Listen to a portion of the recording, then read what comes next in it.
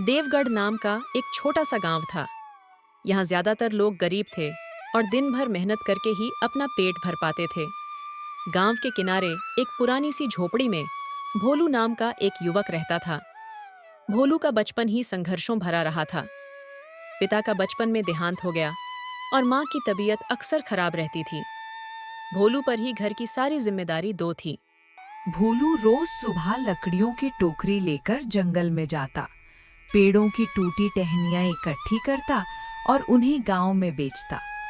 इसी कमाई से वो माँ की दवा और खाना खरीदता। कई दिन ऐसे बीतते कि घर में सिर्फ एक वक्त ही खाना बन पाता। फिर भी भोलू दुखी नहीं होता था। वो हमेशा माँ से कहता, माँ, भगवान भूख देते हैं तो रास्ता भी देते हैं। एक दिन गांव में तेज आंधी आई, पेड़ गिर गए और माहौल अजीब सा हो गया। अगले दिन भोलू लकड़ियां लेने जंगल पहुंचा तो उसे लगा कि आज ज्यादा लकड़ियां मिल जाएंगी। वो गहरे जंगल में चला गया। चलते चलते उसके कदम एक ऐसे रास्ते पर पहुंच गए जहां वो पहले कभी नहीं गया था। उसी वक्त झाड़ियों के बीच कुछ चिमकती हुई चीज ने उसका ध्यान खींचा। उसने झाड़ियां हटाई तो दंग रह गया। वहां एक पुराना, भारी, सुंदर और चमकता हुआ सोने का मटका रखा था। मटके पर पुरानी नक्काशी थी, जैसे किसी राजा के खजाने का हिस्सा हो। भोलू सोच में पड़ गया। इतना बड़ा सोने का मटका, इसे बेचना गलत होगा। कहीं ये किसी राजा या देवता का तो नहीं? इसी उधेड़-बुन में आसमान में बादल घिर आए और बारिश शुरू हो गई। भोलू पास ही की एक बड़ी गुफा में भागकर छिप गया। आंधी तेज थी, इसलिए उसने लकड़ियां नीचे रख दी और सोचा कि बारिश रुकते तक यहीं आराम कर लेता हूँ। गुफा में अंधेरा था, पर मटका हल्की सी सुनहरी रोशनी फैला रहा था। भोलू ने थकान मिटाने के लिए आग जलाई। जैसे ही आग की रोशनी मटके पर पड़ी, मटके के अंदर से सुगंधित भाप निकलने लगी। भोलू घबराया। अरे, ये क्या हो रहा है? उसने मटके के अंदर झांका तो उसके होश उड़ गए। मटके के अंदर गरम-गरम दाल, चावल और रोटियां तैयार थीं। भोलू ने कपड़े से मटके को छुआ। वो ना गर्म था न ठंडा, बस एकदम दिव्य सा। उसने थोड़ा सा खाना चखा, स्वाद ऐसा कि जैसे किसी देवता ने पकाया हो। तभी गुफा की दीवारों से एक मधुर आवाज गूंज उठी। भूखों को खिलाओ, ये मटका कभी खाली नहीं होगा। भोलू डर भी गया, लेकिन वो आवाज डरावनी नहीं, बल्कि कोमल और दयालु थी।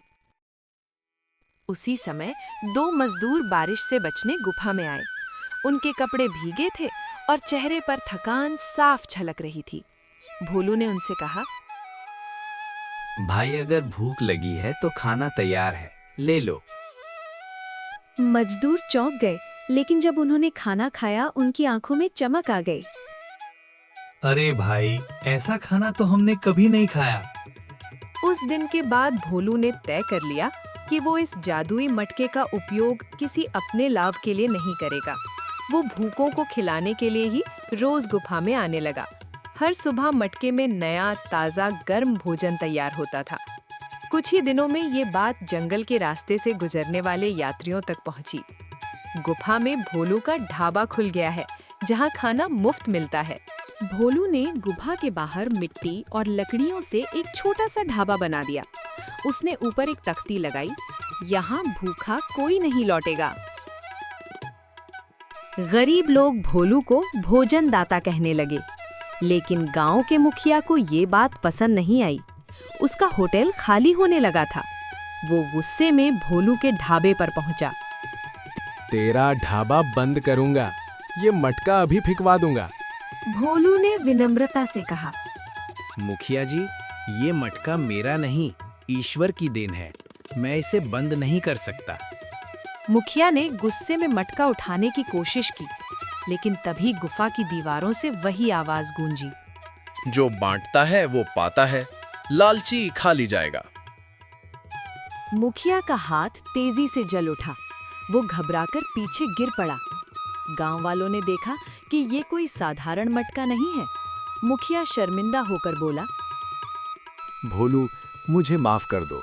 मैं अब तुम्हारे ढाबे का विरोध नहीं करूंगा। भोलू ने उसे उठाया और मुस्कुराते हुए कहा, भूख सबको एक जैसा बनाती है मुखिया जी।